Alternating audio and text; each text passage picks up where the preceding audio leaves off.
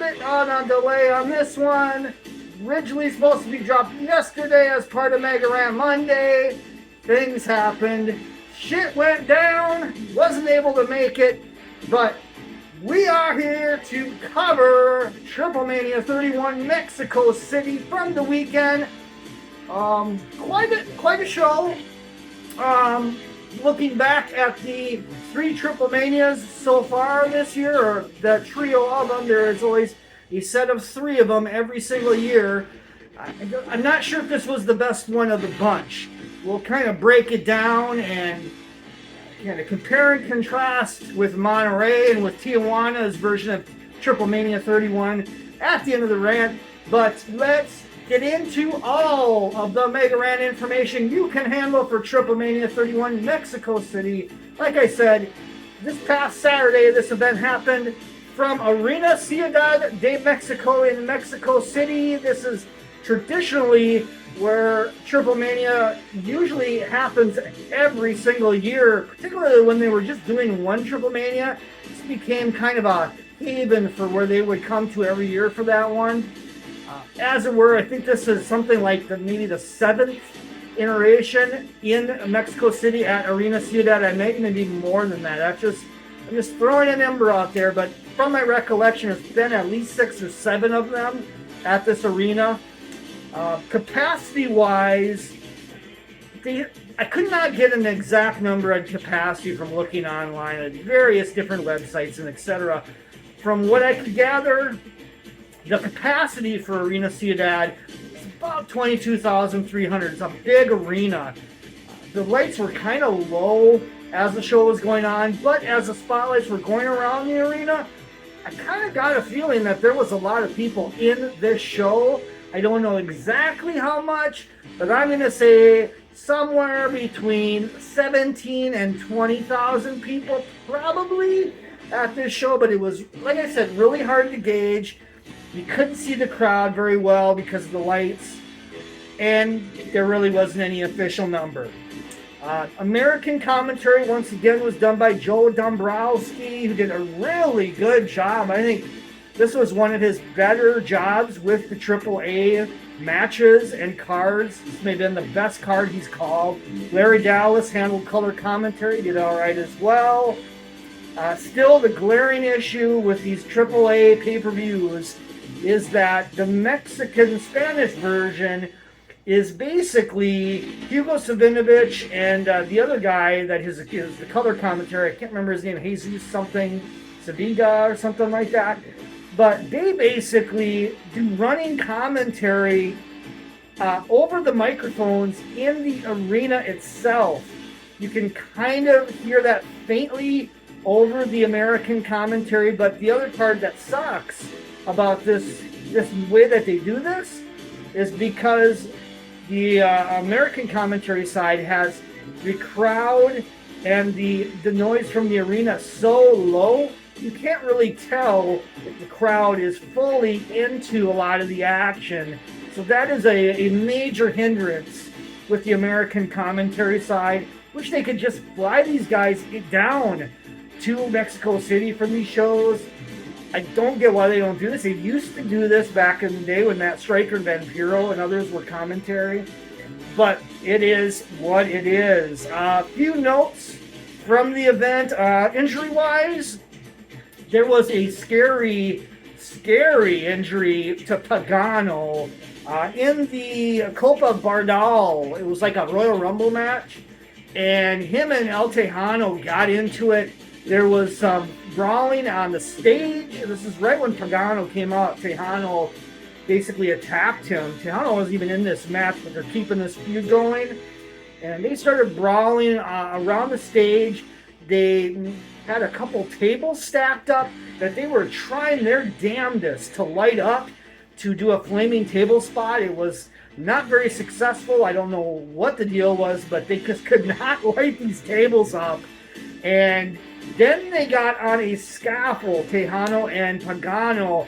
Tejano threw Pagano off this forklift scaffolding kind of thing, I guess you call it. Way more of a forklift, as the forklift lifted high up in the air. I would say generally at least 15, maybe 20 feet in the air. It was a scary looking spot. And Tejano threw Pagano off. Like I said, the tables were not lit up, thankfully. This could have been a lot more dangerous than it ended up being. What ended up happening, though, was Tejano over-jumped on the fall, barely hit the first table on top, and more or less hit the concrete straight up. And he was down. I can't imagine he's feeling good even today, as of Tuesday, from that spot. Also, El Hijo del Vikingo, after his win in the co-main event for the AAA Mega Championship in a great match with Mike Bailey, Jack Cartwheel, and Daga, he collapsed. Yeah, in the backstage. There was a video of it. He got carted off in an ambulance. Word is that he was just severely dehydrated, and that affected how things were. I was kind of wondering if he got severely injured, though, because there were some spots in that match where he was really selling his back. Particularly a backbreaker spot from Daga that looked absolutely sick. But I guess Vikingo is all right as of today. And then the other injury, which I think was a work, I have not found any information on this, but Psycho Clown was down after the main event. That four-way match where the loser either lost the match or got his head shaved, which predictably was Sam Adonis, who took that fall and lost his hair in this match. He was a absolute bloody mess. There was a lot of blood on that show, by the way. No shock to AAA fans. But after that match concluded, Psycho Clown was not moving. He was holding his neck. I think this was a sell, but it was a really weird deal in the context of the match just ended. Psycho Clown pinned Sam Adonis. Sam Adonis scheduled to lose his hair, and then Psycho Clown can't move and can't leave the ring area. So they got a stretcher, they carted him out, and that was about it. I have not heard anything on what that was all about, but I think it was a work to just try to sell the veracity of the match and the physicality of the match. It was certainly a wild match, very similar to the tag match these four competitors had at Tijuana's version of TripleMania. What was that, just last month, I believe. So those were the injuries. One more to note, Brian Cage. He was supposed to be in the Latin American title match. Got replaced by El Tejano, but I saw a video of it. He was in the ER. Something was going on. Apparently he had an injury falling out from that Darby Allin match last week in AEW. So there was something going on there. Brian Cage couldn't make it. Not sure what the injury was, but he was literally in the ER as this show was about to go on. So that about covers the news and notes. The major things from this show, we already talked about it. Sam Adonis lost his hair in the main event. Vikingo retained the title in the co-main event. I guess another big thing from the show was QT Marshall. This push continues for the AEW star in AAA. Conan must have an affinity for this guy or something, because he is now the Latin American champion. And they had I believe it was a four-way match for the Vacant Championship, which was previously held by Ray Phoenix. And otherwise, the part of the lower part of the undercard was kind of weak. We have a new Reina de Reinas champion. That's Flammer. She beat Taya Valkyrie in another bloody match. Taya was absolutely busted wide open in this one. Let's just get into the matches, times, star ratings, and we'll go from there. All right, match number one. This was a 6-woman tag. Chick Tormenta and La Toxicas. That is Lady Maravilla and La Hedra against Dallas, Lady Shanti, and a Sexy Star. This was kind of sloppy. This was kind of slow. This was a rough opener. 2.5 stars I had. Tormenta won. I believe she defeated Shanti in the finish. 13 minutes, 41 seconds. I just thought this match went way too fucking long. And the placement, I guess, probably the least interesting match, so I guess you're going to put that right in the front end as the opener, but I would have liked a much stronger opener here. I mean, what's happened to the match where they have the minis and the exoticas and the women all in like a mixed scramble kind of thing? I thought that would have made a lot more sense on this one instead of the 6-woman tag. Then we get kind of rolling back to the other TripleManias, another Royal Rumble style match here. This was the Copa Bardal. I think Bardal is a company, I think it's a motor oil down in Mexico, so they sponsored this one. And it was okay. I think I liked it better than the one in Tijuana. Maybe? I don't know. They're all kind of the same level of quality. But anyway, Laredo Kid won this match. Following competitors came in this order: Octagon Jr., Aramis, then Laredo Kid, who ended up winning this one, Erez, Commander, they're the AAA Tag Champions, those two guys, Mr. Iguana, Murder Clown, Dave the Clown, Miss Deceives, Nino Hamburguesa, Willie Mack, who was massively over and doing his wild, freaky dancing. And then Pagano was the final guy out. We talked about that. He got into it with Tejano, thrown off this forklift, missed the tables pretty much, landed hard on the concrete. It was a scary spot. He did not make it into the match, needless to say, there. Soon after that spot, we started getting to the finish, and we had, actually in this match as well, the satellite signal was completely lost. And we still had commentary going by Joe Dombrowski and Larry Dallas, but they did not have any signal of what the fuck was going on. So this was yet another example of AAA's production miscues. Legendary. It seems like it happens on every show. This was no exception. It went out for about a minute or two. Then they got back, and it was pretty much to the finish. We had Laredo Kid and Commander left in the ring, and Laredo won from the top rope, an inverted Spanish fly for the win. So Laredo Kid winning the Copa Bardal match. Match number 3, this was the Reina de Reinas match for the title. Flamer against Taya Valkyrie. Flammer, however you want to pronounce that, had a lot of Toxicas with her. And Taya Valkyrie had Lady Shanti with her as well. The story here was that Taya Valkyrie has been the Reina de Reinas champion for something like 400 plus days. And she's kind of gone in a little heel direction. The storyline here was that she was kind of ducking Flamer.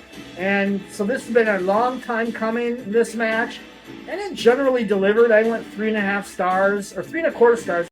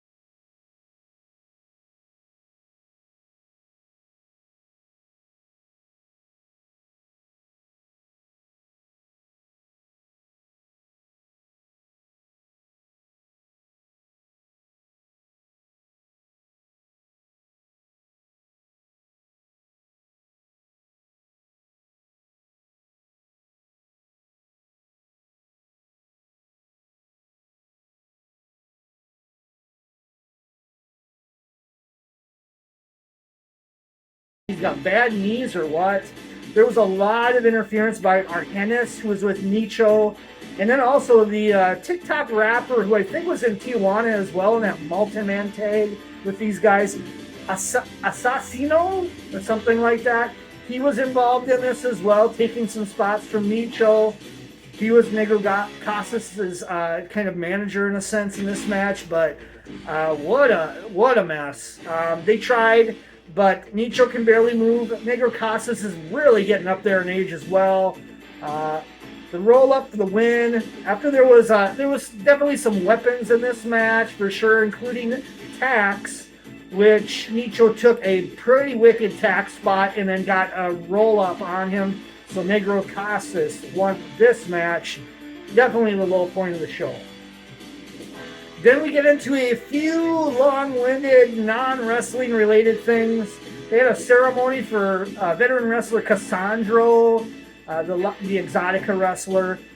Then they also had some sort of dancing contest with this Dr. Simeon character who's like a mascot of a product. I think it's bottled water that they were really pushing hard on the show. It was just so weird. It's this guy in a mascot outfit, dancing around and, doing all this shit. And then they get other people from the crowd to do a dance contest. There's all these dolls that they're passing out of this Dr. Simeon dude. I guess he's popular in Mexico or something. And then after this, there was more non-wrestling related stuff. This kind of felt like a halftime of the show. They did a Mortal Kombat showcase with a variety of wrestlers. One of them definitely was Lady Shanti. I wonder if Lady Mike Bailey and maybe even Jack Cartwheel or some other wrestlers may have been involved in this, but they had wrestlers under masks like Sub-Zero, Scorpion, all these different Mortal Kombat characters that they were showcasing with a thing on the stage where they were kind of like fighting each other somewhat as like they were in combat, Mortal Kombat kind of thing. They were definitely pushing the new Mortal Kombat game on this show, so there was a lot of sponsorships that AAA gets, kind of similar to what we're seeing now for WWE. I think they kind of got the idea, perhaps, a lot from AAA. Match number 5, then we got the Latin American title on the line. This was vacated by Phoenix. And this was a 4-way match with QT Marshall, El Tejano, Jalistico, and Pentagon Jr. This was the match that Brian Cage was supposed to be involved in. He didn't make it. Tejano replaced him. Match was all right. I thought the pace was good. I went 3 1/4 again on this one. 17 minutes, 43 seconds, a little long. Didn't really care for the finish too much. Fear factor on a table. Pentagon pile drove Jalistico through this table and really didn't break or anything. Kind of an ugly looking spot. It looked painful, particularly for the guy who was taking it. Then right after that spot, QT pulls Pentagon's mask off. This is the second time his mask has been pulled this week. It happened on Dynamite as well in that match with the BCC. And got the roll up on Pentagon. QT Marshall did for the win. It was okay. I'm interested to see where they're going with QT Marshall here with the Latin American Championship. Massive heat. I'm sure if they could get Jeff Jarrett back in kind of to pair off with QT Marshall, they would love that. Match number 6 was the AAA Mega title match. El Hijo del Vikingo over Jack Cartwheel, Speedball Mike Bailey, who looked absolutely awesome in this environment, and Daga. 16 minutes and 6 seconds of a 4 1/4 star match. This was the best match of the show for sure. Just tons of innovative spots. Mike Bailey particularly was doing like double knees on 2 guys stacked on each other. He did the knees on from the top rope. The Ultimo Weapon, in a really unique spot where Daga was kind of carrying one of the workers to almost give him a fall-away slam kind of thing. And then he had another wrestler, I believe it was more than likely Jalistico, on his shoulders. And they were kind of bent over. And then Mike Bailey did the Ultimo Weapon on all of them. I mean, that was a cool, cool spot.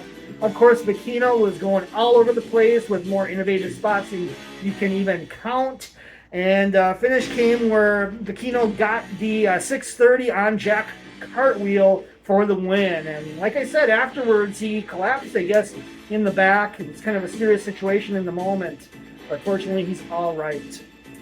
Then the main event. This was the match of the matches. Leading up to this one, there was a tournament at the other TripleManias. It was a kind of a blind tag tournament where we had basically rivals teaming up against other rivals in tag team action. The losers of each match would then advance. This is similar to last year's TripleMania, only it was a single tournament. This was ended up at TripleMania Tijuana, where it was these same competitors, LA Park, Roosh, and then as well Psycho Clown and Sam Adonis. They were in a tag match that went to a no contest or a double pin that led to this match, which was a four-way. Loser gets their head shaved or loses their mask. And as everybody assumed, it was Sam Adonis for sure. But I have to say that Sam Adonis had a tremendous performance here. Boy, once again, the blood was very much going in this match. Sam Adonis was an absolute mess. I think Psycho Clown may have bladed as well. LA Park was a little bit of a mess. The exchanges were good in this match. Lots of brawling, lots of weapons, lots of tables, lots of wild spots of that nature. I think I liked the match in Tijuana, the tag match, a little bit better. I still went 3.5 stars on this one though. 20 minutes, 17 seconds. Psycho Clown defeated Sam Adonis in this match with a top rope Spanish fly, I think, if I recall. And that was about it for the finish.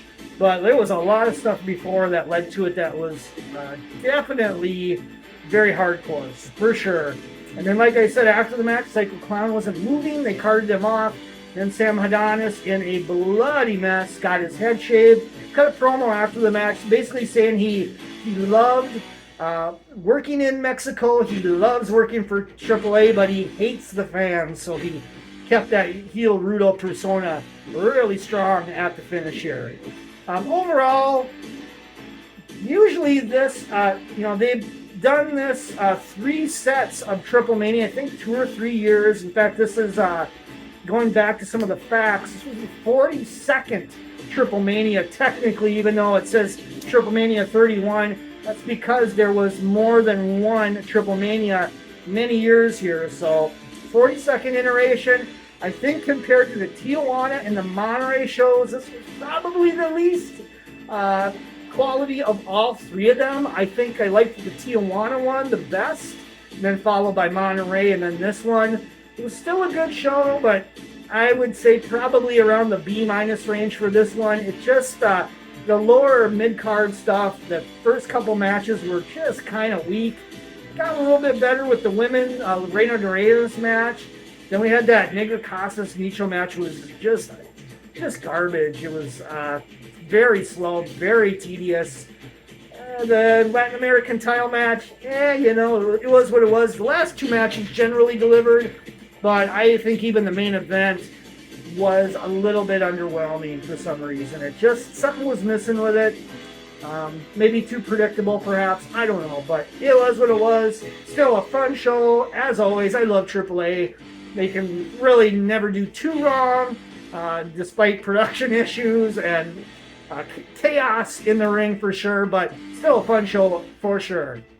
All right, it's Tuesday, and you know what that means. It's Top 10 Takes on a Tuesday. Coming up later, looking back at New Japan's G1 Climax 33. We're going to talk about the quarterfinals, the semifinals, and the finals, and break it down top 10 take style with the top 10 matches to check out of this entire G1 tournament. All right, see you later for top 10 takes on a Tuesday right here on IMAX, baby!